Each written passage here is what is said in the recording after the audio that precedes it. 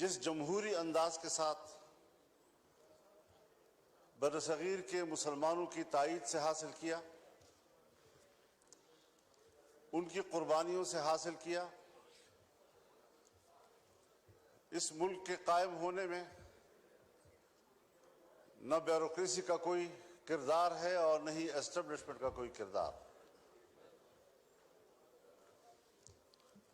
लेकिन इस बात को सोचा जाए कि आज अवाम कहां खड़े हैं और एस्टेब्लिशमेंट कहां खड़ी है। क्या वजह है कि मुसलसल ऐवान पर सवाल उठाया जा रहा है, हमारी अवामी नुमाइंदगी पर सवाल उठाए जा रहे हैं। क्या ये अवाम के नुमाइंदा पार्लियामेंट है या ये एस्टेब्लिशमेंट का तरतीब दिया हुआ पार्लियामेंट है? इससे कब निकलना है हमने, या मजीद धंसते चले जाना है? ये मुल्क जिसमें हुकूमत महल्लाती साजिशों की बुनियाद पर बनती थी और टूटती थी, ब्यूरोक्रेट्स फैसला करते थे आज वजीर आजम कौन है तो कल वजीर आजम कौन है। एक जमाने में मुल्क के एक सदर मुमलिकत ने अपने दौरे हुकूमत में 5 वजीर आजम तब्दील किए।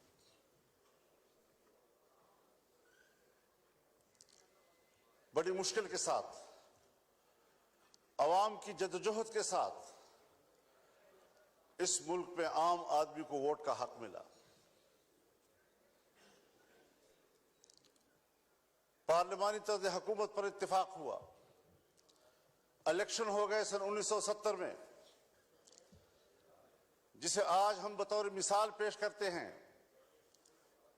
लेकिन इंतखाबात को बतौर मिसाल पेश करने के बाद क्या उसके नताइज पर भी हमारी नजर है, जिसके नतीजे में मुल्क दो लख्त हो गया, हम पारा पारा हो गए। कायदे आजम ने जो कौम को मोटो दिया था, इत्तेहाद, तंजीम और यकीन महकम, वो कहां रहा?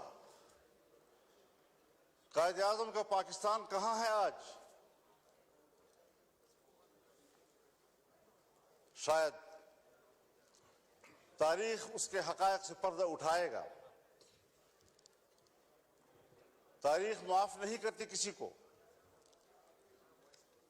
थोपा गया सियासतदानों पर और किरदार जनरल आगा यहया खान था।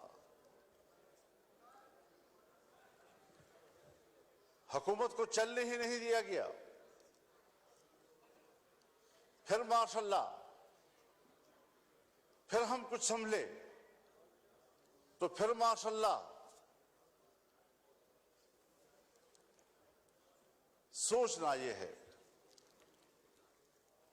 कि एस्टेब्लिशमेंट हमें जो नताइज मुरत्तब करके दे, जिनको यहां पर बैठने के लिए फहरिस्त में नाम शामिल करे, उस पर कब तक आप समझौते करते रहेंगे? कब तक हम ये सोचते रहेंगे, भीख मांगते रहेंगे उनके दरवाजों पर बैठकर? और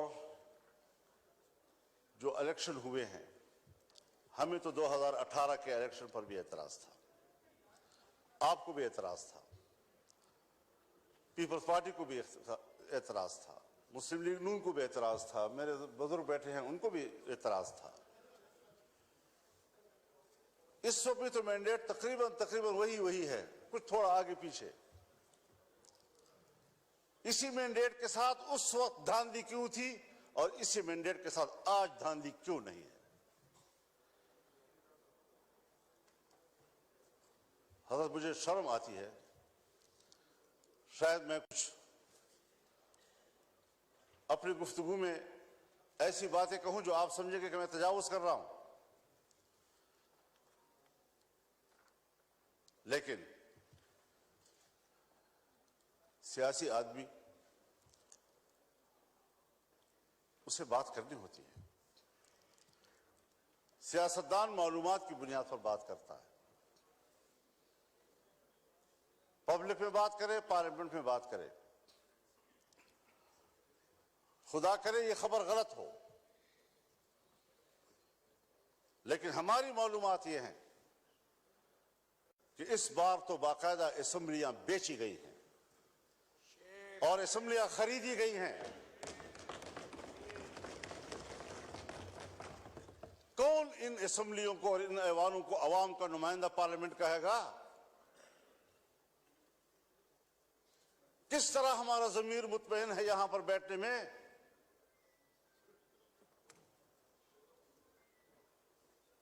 हारने वाले भी परेशान और जीतने वाले भी मुतमईन नहीं। इस कैफियत में हुकूमत में बैठी हुई जमातें, जो हमारे लिए मुहतरम भी हैं, हमारे हमसफर रहे हैं, हम उनके उस जद्दोजहद की कदर करते हैं, लेकिन उन्हीं की जमातों के अंदर उनके सीनियर लोग मजबूर हैं कि वो अपनी ही मैंडेट को मुस्तरद कर रहे हैं, उस पर एतराजात उठा रहे हैं। सिर्फ अपोजिशन की बात नहीं है, हम देख भी रहे हैं, हम सुन भी रहे हैं। तो जमहूरियत आज कहां खड़ी है?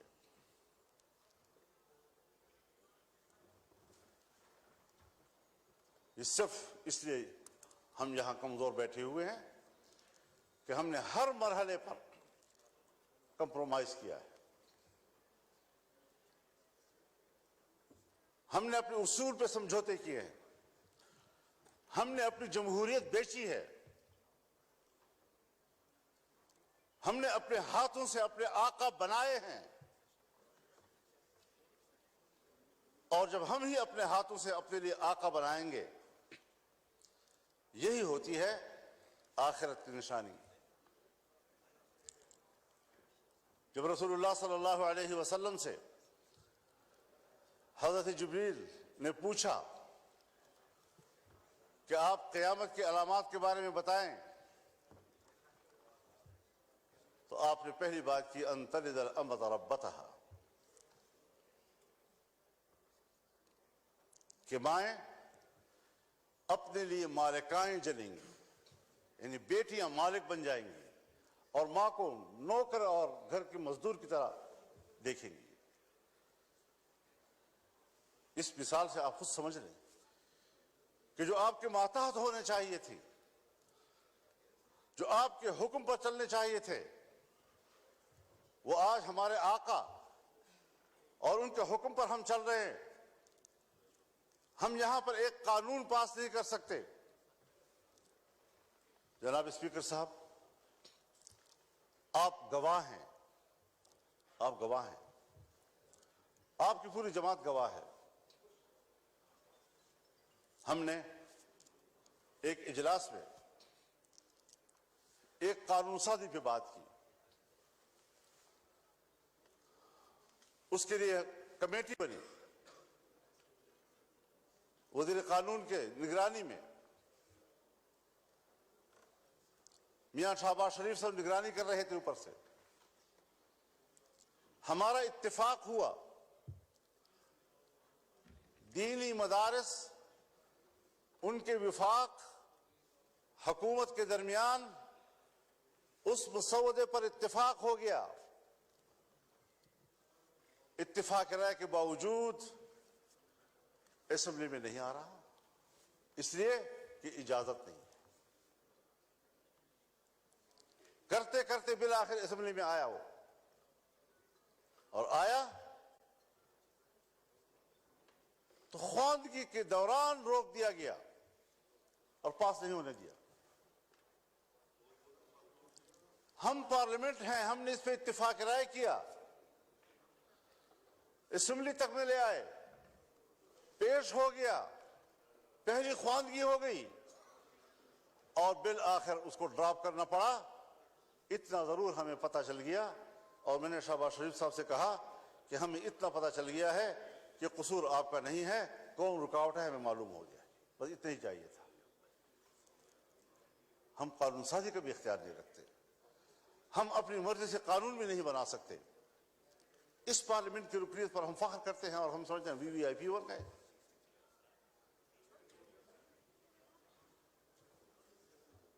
आज जरा मुआवजा तो कीजिए जनाब स्पीकर, हिंदुस्तान और हम एक ही दिन में आजाद हुए। 15 अगस्त 1947 को सुबह 8 बजे दिल्ली में लॉर्ड माउंटबेटन ने इंडिया के गवर्नर जनरल का हल्फ उठाया और कराची में कायद आज़म मोहम्मद अली जिन्नाह ने हल्फ उठाया। एक ही दिन हम आजाद हुए। आज वो दुनिया की सुपर ताकत बनने के ख्वाब देख रहा है और हम दिवालियापन से बचने के लिए भीख मांग रहे हैं कि डिफॉल्ट न हो जाए हम लोग। ये किसके हाथों, कौन जिम्मेदार है उसका? घूमते फिरते फिर आएगी बात सियासतदान जिम्मेदार, हुकूमत नाकाम है। दीवार के पीछे जो कुव्वतें हमें कंट्रोल करती हैं, जिनके बागडोर हमारे उनके हाथ में हैं, फैसले तो वो करें और मुंह हमारा काला करें।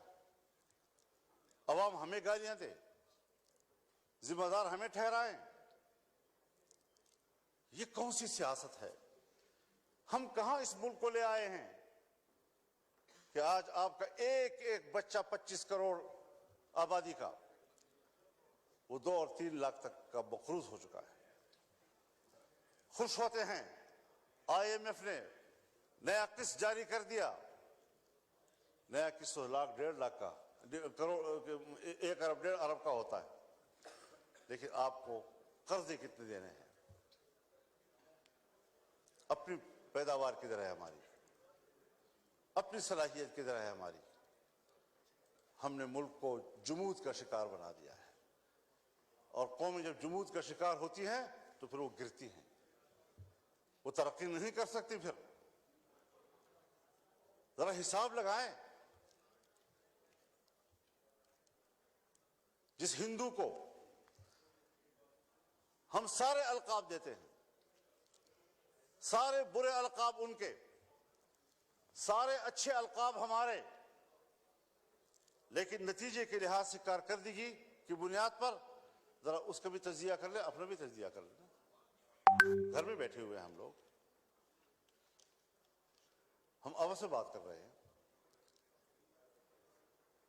क्यों एक दूसरे से बात छुपा रहे हैं? ये सारी वो चीजें हैं। हमने मुल्क हासिल किया इस्लाम के नाम पर। आज पाकिस्तान दुनिया में एक सेकुलर स्टेट का रूप धा चुका है। कहां है ला इलाहा इल्लल्लाह? 1973 में हमारा आईन बना, 1973 में इस्लामी नजरियाती कौंसिल बने, 1973 से आज तक तमाम कवानीन का जायजा लिया गया।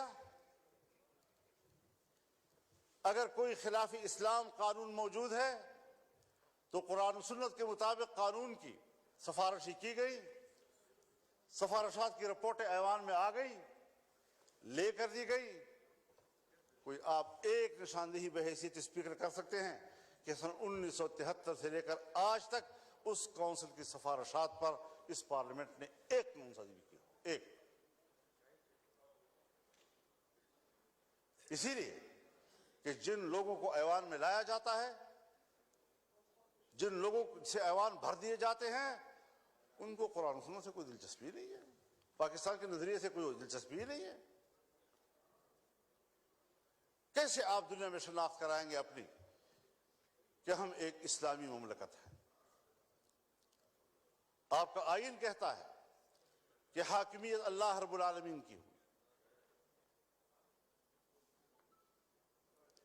और हम रूए जमीन पर अल्लाह की नियाबत करते हुए अवाम के नुमाइंदे रूए जमीन पर अपने मुमलकत में अल्लाह की नियाबत करते हुए उनकी तालीमात के मुताबिक कानून साजी करेंगे। हमारी इनफरादी इज्तिमाई जिंदगी कुरान और सुन्नत किताबें होगी। ये मैं नहीं कह रहा, मेरा आईन कहता है। ये मेरा आईन कहता है कि इस्लाम पाकिस्तान का मुमलकती मजहब होगा। ये मेरा आईन कहता है कि कानून साजी कुरान और सुन्नत के ताबे होगी। ये मेरा आईन कहता है कि कुरान और सुन्नत के मुनाफिक कोई कानून साजी नहीं होगी।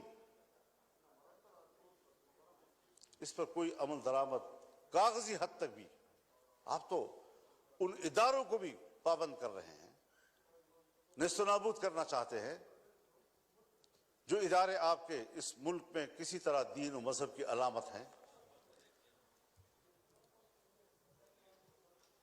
उनको आप मुआशरे का मेन स्ट्रीम ही नहीं समझते।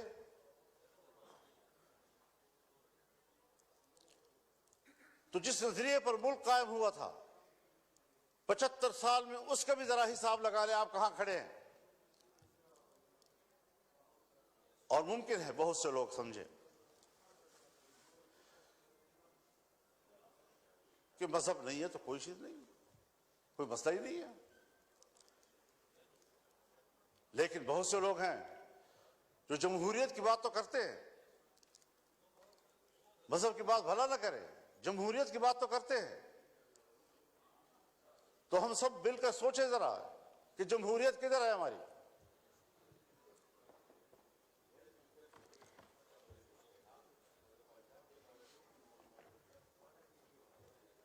चौवन 55 से सन 1954-55 से 58 तक नीम मार्शल लॉ, 58 से लेकर 71 तक मुकम्मल मार्शल लॉ, 77 से फिर मार्शल लॉ, 99 से फिर मार्शल लॉ, और हम कंप्रोमाइज करते रहे। यहां इसी ऐवान में हमने कानून साजी करना चाहिए। चीखते रहे हम लोग कि साहब ये जो कुछ आप कर रहे हैं कुरान और सुन्नत के खिलाफ है। किसी ने नहीं सुनी। तो जमहूरियत कहां है आपकी? इलेक्शन आपके ढोंग, असेंबलियों की कोई कदर कीमत नहीं। असेंबली में आने वाला अपने आप को मुआज़्ज़ज़ समझता है, अवाम का नुमाइंदा है। आपके कागजात में उसका जो प्रोटोकॉल है वो वीवीआईपी का है, उसके मराआत होते हैं। लेकिन क्या हमारा ज़मीर भी मुतमईन है इस बात पर? वस्तफ्ति नफ्सक, अपने ज़मीर से पूछ लो पहले, क्या वाकई हम मुतमईन हैं इन नताइज से? और जनाब अयाज़ साहब, क्या वाकई आप लाहौर के नताइज से मुतमईन हैं? अल्लाह आपको मुतमईन रखे जी, अल्लाह आपको मुतमईन रखे। लेकिन हर चंद के है नहीं है।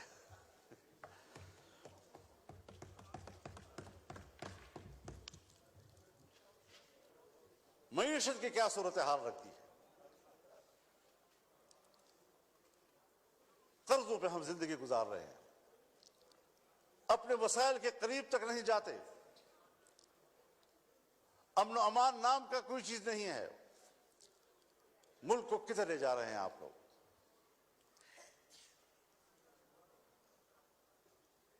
आप आए जरा, लाहौर से जरा सफर करें और आए जरा। मैं आपको दावत देना चाहूंगा डेरा इस्माइल खान में, टांक में, वजीरिस्तान में, लक्की मरवत में, बाजावड़ में। आप वहां आकर जरा देख तो लें कि हमारी वहां क्या हालत है।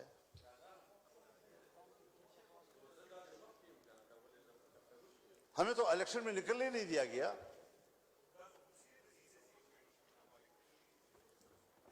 एक तरफ तालिबान की तरफ से ऐलान होता था कि हम इलेक्शन में कोई कार्रवाई नहीं करेंगे, दूसरी तरफ हमें धमकियां मिलती थी। फिर इधर से हमें चिट्ठियां मिलती थी कि आप, थ्रेट लेटर आ जाती थी कि आप न जाएं। पब्लिक से राब्ता ही नहीं करने दे रहे थे। और जो ही इलेक्शन गुजरा, सारे थ्रेट लेटर बंद, खत्म हो गए, खैर खैरियत हो गई। अब ना वहां हमें कोई कत्ल करने वाला है, ना कोई दहशतगर्द है, ना कुछ है। लेकिन ये बात जो हमारे उन इलाकों से मुताल्लिक लोग हैं या बलूचिस्तान से मुताल्लिक लोग हैं,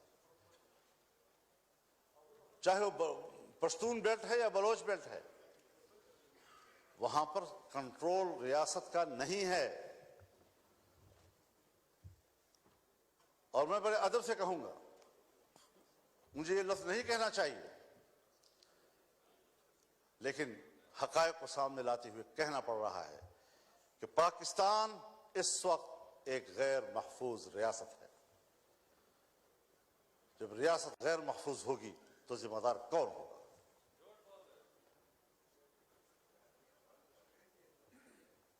दहशतगर्दी के खिलाफ लड़ने की पॉलिसी बनाई जनरल मुशर्रफ साहब के दौर में। जो अमेरिका ने कहा वो हम पे मुसल्लत कर दिया गया, और आज तक उस पॉलिसी में कोई फर्क नहीं आ रहा। ऑपरेशंस हुए, तालिबान का खात्मा कर दिया, दहशतगर्द खत्म हो गए। आज उससे कई गुना ताकतवर बनकर कैसे आ गए?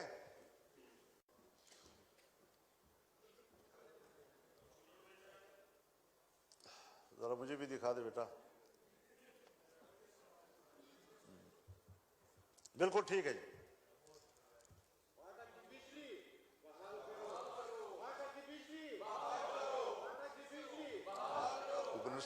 जी मौलाना साहब, जी मौलाना साहब, बस वो बोलिए हमारे।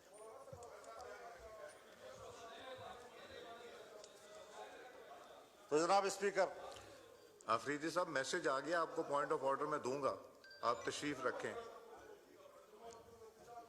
मैसेज हो गया आफरीदी साहब, मैसेज हो गया। आपकी जमात ने नाम नहीं लिखा था, मैंने आपका नाम लिखा है, और ये इंपॉर्टेंट इशू है। मैं इसको टेकअप करूंगा। अभी मैं MQM के दोस्त को दूंगा, फिर आपको दूंगा। जी मौलाना साहब।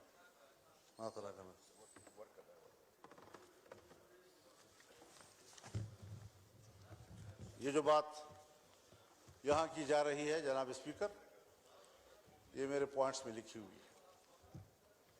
और आज भी मौलाना मिसबाहुद्दीन साहब मेरे पास तशरीफ लाए, उससे पहले वफूद आए, हमें मिलते रहते हैं। यकीन जानिए उनकी जिंदगी जानवरों से भी बदतर गुजर रही है। न जिंदगी महफूज है, न उनको रोजगार मिल रहा है, बिजली भी नहीं है। कैसे वो जिंदगी गुजार रहे हैं आप अंदाजा नहीं लगा सकते उनका। मेरे भी मौका देना चाहिए। जी मौलाना मिसबाहुद्दीन साहब को फिर आप मौका देंगे जी। तो सूरत हाल आज यह है कि अमन अमान किधर है आपका? मगरिब के बाद आपके थाने बंद हो जाते हैं, मगरिब के बाद पुलिस चौकियां बंद हो जाती हैं, आपकी सारी पुलिस महफूज पनाहगाहों में चली जाती है, और मुसल्लह ग्रुप जो है वो कंट्रोल ले लेते हैं पूरे इलाके का।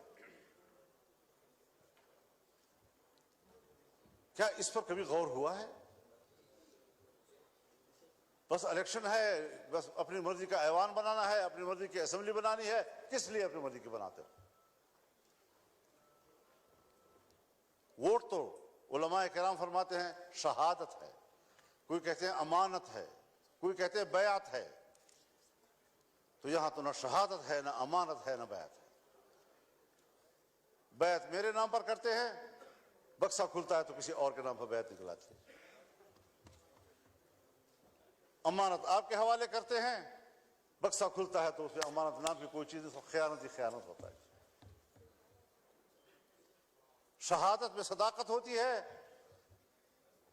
जब बक्सा खुलता है तो सदाकत का नाम निशान नहीं होता, शहादत मरी पड़ी होती है। इस सारी सूरत हाल में हमें जरा बताए कहां हम खड़े हैं। बाजवा साहब फरमाया करते थे कि हमने बाढ़ लगा दिया है और अब कोई अफगानिस्तान न जा सकेगा न आ सकेगा। वो बाढ़ किधर है?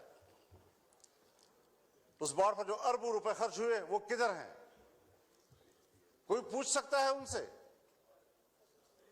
और 30-40 हजार नौजवान यहां से कैसे गए उधर? 20 साल वहां लड़े, बाढ़ भी लग गया था, फिर वो उससे बढ़कर ताकतवर बनकर कैसे वापस आए? अफगानिस्तान से आप जरूर गिला करें कि हमने जिनको पकड़ा है, जिनको मारा है, उसमें अफगानी नेशनल भी हैं। बिल्कुल गिला करें आप उनसे कि उनकी सरजमीन से कैसे लोग इधर आए। उनसे कोताही हुई कि उन्होंने अपने सरहद पर उनको कंट्रोल नहीं किया, लेकिन आप भी तो सरहद पर बैठे हैं, आप क्यों नहीं रोक सके उनको? कैसे मुझ तक रसाई की और मुझ पर हमला कर दिया? कैसे आए और बाजौड़ में मैंने 80 लोगों की लाशें उठाई एक ही जलसे में? ये तल्ख वाकयात कोई हमें समझाए तो सही, क्या सियासत हो रही है? मेरे ख्याल में उसूल एक ही है, वही उसूल जो अमेरिका ने अपनाया है कि इस्लामी दुनिया में और कमजोर दुनिया में दहशतगर्दी और अस्करियत पैदा करो, और जहां पर कोई ऐसी अस्करियत पैदा होगी वहां पर अमेरिका को अपनी फौज ले जाने का जवाब हासिल होगा। दहशतगर्दी उसकी जरूरत है। इस्लामी दुनिया पर अपनी गिरफ्त मजबूत करना, इस्लामी दुनिया में फौजें उतारना। आज तमाम अरब ममालिक के अंदर अमेरिकी फौजें मौजूद हैं, कहीं पर 5000, कहीं पर 3000, कहीं पर 2000, कहीं पर 1000, कहीं पर 500। कोई भी मुल्क ऐसा नहीं है अरब दुनिया का कि जिसके अंदर उनके फौज मौजूद ना हो, जिनके समंदर में उनके बेड़े मौजूद ना हो। पूरी इस्लामी दुनिया को कंट्रोल कर रहा है। क्या मतलब? मैं तो अमन के लिए जा रहा हूं, इंसानी हुकूक के लिए जा रहा हूं। कौन से इंसानी हुकूक? वो इंसानी हुकूक जो ग्वांटानामो में हमें नजर आए,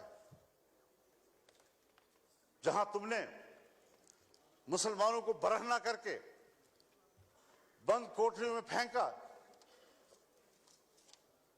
जिनके बर्फ के तोदों के ऊपर उनको लिटाकर उनके ऊपर बैठकर सिगरेट पीते रहे। आज भी बगराम और शबरगान के उकूबत खाने उनके खून से लथपथ हैं। गवाहियां दे रहे हैं कि यहां क्या मजालिम किए उन्होंने। उनके सामने कुरान करीम की तजलील की गई। कोई है जो इस पहलू पर भी बात कर सके?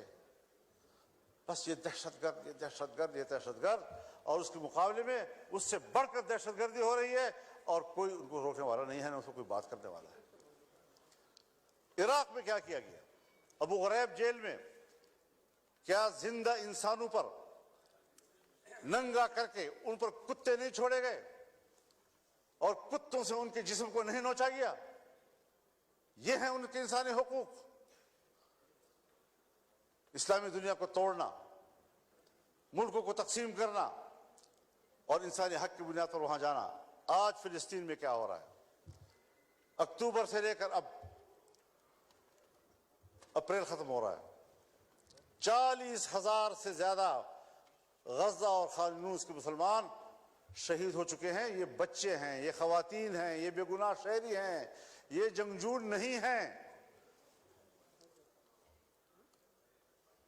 जंगजू से मुकाबला करो, वो आपके साथ लड़ने के लिए तैयार। सबसे ज्यादा बच्चे जो इन दिनों में शहीद हुए हैं वो गजा के हैं। कोई मुसलमान है हुक्मरान जो उसके लिए कोई आवाज उठाए? और फिर अमेरिका और बरतानिया और यूरोप इंसानी हुकूक की बात करे, जिनके हाथों से इंसानियत का खून टपक रहा है। इंसानियत का खून टपक रहा है और इंसानी हुकूक के अलमबरदार।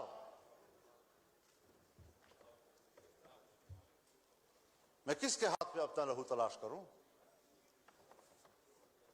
हर तरफ खून ही खून और हम उसमें जिंदगी गुजार रहे हैं। और अगर मुल्क के अवाम या अवाम के नुमाइंदे कोई किरदार अदा कर सकते हैं तो उसके इलेक्शन का यह हशर कर दिया जाता है जो हम देख रहे हैं। तो जरा इस हवाले से हमें अपनी तारीख को भी देखना चाहिए, हमें आने वाला मुस्तकबिल ठीक कर लेना चाहिए। यह क़ियादत का मसला है, यह क़ियादत का मसला है। मैं तो आज भी कहता हूं और हमदर्दी की बुनियाद पर कहता हूं, जनाब मियां नवाज शरीफ साहब से भी और जनाब शहबाज शरीफ साहब से भी और अपने बरखुरदार बिलावल ज़रदारी साहब से भी कि अवाम के लोग हो, चलो इकट्ठे अवाम में जाते हैं, छोड़ो इस इक़्तिदार को, आए इधर बैठें और अगर वाकई लार्जर ग्रुप पीटीआई है दे दो उनको हुकूमत।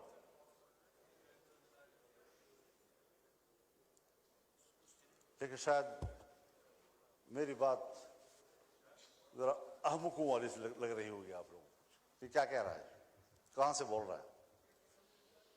आज भी वक्त है समझने की, लेकिन हम समझने के लिए तैयार नहीं है, हम नौकरी करने के लिए तैयार हैं। तो फिर जाहिर है कि हमने भी अज़म कर रखा है कि इस गुलामी के खिलाफ जंग लड़ेंगे, मैदान अमल में आकर जंग लड़ेंगे, पब्लिक में जाकर लड़ेंगे, आईन और कानून के दायरे में लड़ेंगे और मुल्क को इस गुलामी से निजात दिलाएंगे। या तो हमारे ऊपर आलमी कुव्वतें हुकूमत कर रही हैं या फिर हमारी एस्टेब्लिशमेंट हमारे ऊपर हुकूमतें कर रही हैं। ये निज़ाम हमें कबूल नहीं है और हमारी पोजीशन इस हवाले से बिल्कुल वाज़ेह है। इसलिए हमारा पैगाम हर सतह पर चला जाना चाहिए। हमने जाना है इंशाअल्लाह 2 मई को कराची में मिलियन मार्च होगा इंशाअल्लाह अज़ीज़। 9 मई को पेशावर में इंशाअल्लाह मिलियन मार्च होगा और अगर किसी ने रोकने की कोशिश की तो वो सिवाय इसके कि अपने लिए मुसीबत को दावत देगा और कोई नतीजा उसका नहीं निकलेगा। वो आवाम की इस सैलाब का रास्ता नहीं रोक सकेंगे और इंशाअल्लाह अज़ीज़ ये जद्दोजहद जारी रहेगी। और उम्मीद रखनी चाहिए कि इसमें आप भी हमारे साथ हों। सैयद वसीम हुसैन साहब, सैयद वसीम हुसैन साहब।